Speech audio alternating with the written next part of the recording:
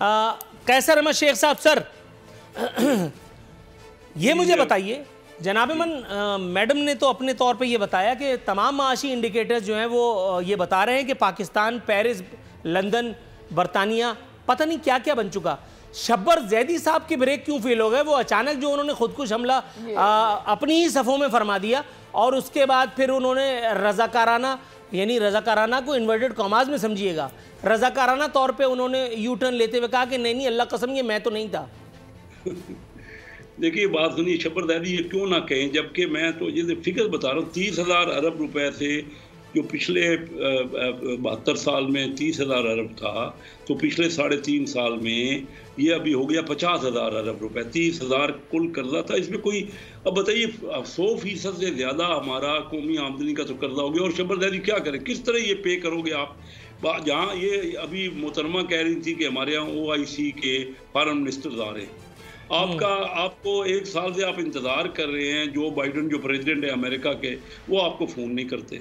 उसके बाद आपने ख्वाहिश की थी कि बीजेपी के मोदी साहब बन जाएं, वो इलेक्शन जीत जाएं, उसके बाद वो आपका फ़ोन नहीं उठाते और फिर उन्होंने कश्मीर को एनेक्स कर लिया।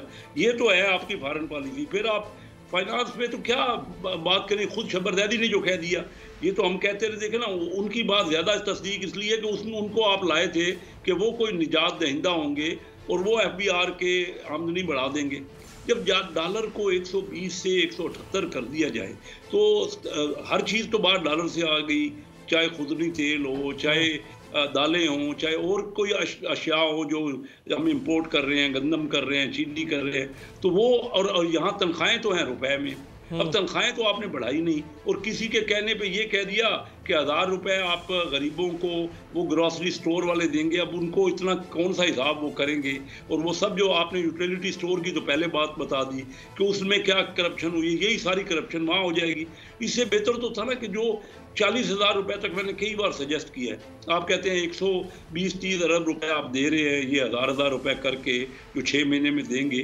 अगर आप 40,000 रुपए तक की तनख्वाहें 25% बढ़ा देते और मिनिमम सैलरी यही करते कि कम से कम 40-50, लोगों की परचेजिंग पावर बढ़ जाती, वो खुद जाके ग्रासरी खरीद लेते बजाय कि इतने लंबे चौड़े हिसाब करने के।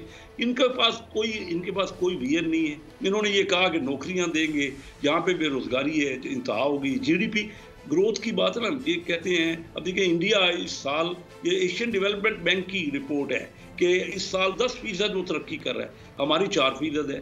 तो आप बताइए कि जब इंडिया 1900 ये पिछले सालों में कितना तो हमसे आगे बढ़ गया, आज होकर 10.5 गुना हो गई है उनकी इकानमी। आज बांग्लादेश उन्होंने वो सेलिब्रेट कर रहे हैं अपनी यौम आज़ादी को, तो वो देखिए ना, उनकी एक्सपोर्ट पाकिस्तान से डबल हो गई है, उनकी करेंसी पाकिस्तान से आती है। और ये हमारे, क्योंकि इन बेचारों को ना पता है भविष्य का, कोई फिगर्स, कोई फिगर तो दे देना कि किसी जगह इन्होंने कोई बेहतरी की हो। कोई महंगाई का जो आलम है पाकिस्तान में, खुद हम कह रहे हैं, हमारा स्टैटिस्टिक डिपार्टमेंट कह रहा है 11.5%। आज की खबर है कि 19.5%, आज सब अखबारों में भरी पड़ी है कि 19.5%। और गरीब आदमी, अमीर और गरीब का जो तवाज़न है वो हाईएस्ट है। खुद मैं इनकी फिगर रिकॉर्ड कर रहा हूँ। इस वक्त जो फ़र्क हो गया है, इतना बढ़ गया है। अमीर आदमी को तो कोविड की वजह से जो कमोडिटी की कीमतें बढ़ी हैं, उसको तो बेनिफिट हुआ है। राइट सर, थोड़ा सा तवक्कुफ की इस्तदा के साथ मैं अगले मेहमान अखुंदर चट्टान साहब के पास जाऊंगा। चट्टान साहब सर, आप मुझे सुन रहे हैं ना? जी मैं आपको सुन रहा हूं। चट्टान साहब, बड़ी खौफनाक सूरत-ए-हाल की जानिब इशारा किया है मेरे मोहतरम वज़ीर आज़म ने। कहते हैं खदशा है कि बीजेपी हुकूमत की मौजूदगी में पाक भारत एटमी जंग न छिड़ जाए।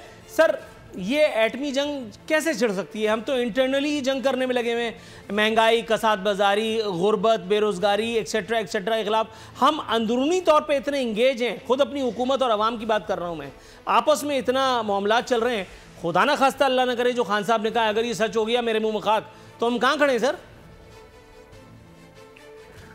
भाई मुझे तो जंग की कोई असरात नजर नहीं आ रही है और जंग की पूरी जवाब है कि हम आपस में जंग करें और इतनी जंग करें, इस तरह तो कुछ हमें नजर नहीं आ रहा है। हमें तो खतरा इंडिया से नहीं है, हमें तो खतरा ये नालायक, नाअहल और जो हाइब्रिड हुकूमत है, इस मुल्क को इनसे खतरा है, पाकिस्तान के अवाम को इनसे खतरा है। ये पाकिस्तानी अवाम को भूख से मार रहे हैं। ये मुल्क पे इतना कर्जा चढ़ा रहे हैं कि खुदा न ख्वास्ता कल को ये मुतालबा करे कि हम आपके पिछले कर्जे भी माफ कर देंगे और 10-12 अरब डॉलर जो है दे देंगे और अपने इसके हथियार हमारे हवाले कर देंगे। खतरा हमें इस नालायक और नाअहल हुकूमत से है, खतरा हमें इंडिया से नहीं है, न किसी और मुल्क से हमें कोई खतरा है। अगर खतरा है तो यहाँ पे है। और ये मैडम जिस तरह की नक्शा खींच रही है, ये इकॉनमी का बहुत सिंपल सा फार्मूला है। इसको हम अल्फाज के गोरख दंड में इधर उधर लोगों को घुमा फिरा के कि ये GDP ग्रोथ और ये वो, सिंपल सा फार्मूला ये है कि अगर आपके मुल्क में लोगों के खुर्दनोश के, दवाइयों के, इन चीज़ों के खरीदने में और जिंदगी गुजारने में आसानी है तो समझिए कि आपका मईशत बहुत बेहतर है। और अगर आपके आम आदमी के जो इस्तेमाल की चीज़ें है वो इनके खरीद से बाहर है तो फिर इसका मतलब ये है कि आपके मुल्क का मईशत जो है वो कुछ नहीं है। और आपने खुद कहा कि शब्बर ज़ैदी ने कहा, कभी पाकिस्तान के बारे में किसी ने इस तरह नहीं कहा था। ये मुल्क जो है वो बिल्कुल कंगाल हो चुका है। अब तो इन लोगों ने मुल्क को बिल्कुल कंगाल कर दिया है, इसमें तो कोई शक नहीं है। और ये जो कह रही है कि हमें ऐसी मुश्किल हालात में मुल्क मिला था, भाई आपको किस हालात में मुल्क मिला था? आपको तो 2 जमहूरियतों से बाद में ये मुल्क मिला था। मुल्क तो हमें मिला था क्योंकि पाका सेनेटा पे गवर्नमेंट खत्म हो चुका था। ये मौलाना फजल रहमान साहब कह रहे थे कि अस्करियत पसंद ये मरगला के पहाड़ों तक पहुंचे। बलूचिस्तान में तराना बजाना बंद हो गया था। हर वो 2-3 धमाके होते थे।